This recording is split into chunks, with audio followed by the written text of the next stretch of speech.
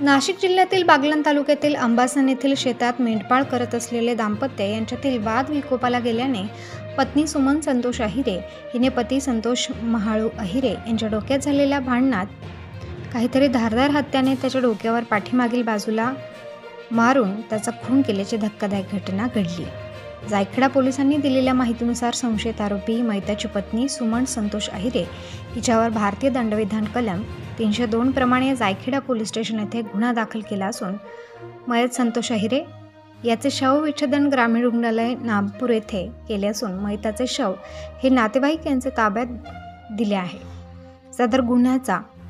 घटनास्थळी अपर पोलीस अधीक्षक मालेगाव परिमंडळ अनिकेत भारती, उपविभागीय अधिकारी मालेगाव ग्रामीण नितीन गणापुरे, सहाय्यक पोलीस निरीक्षक पुरुषोत्तम शिरसाट,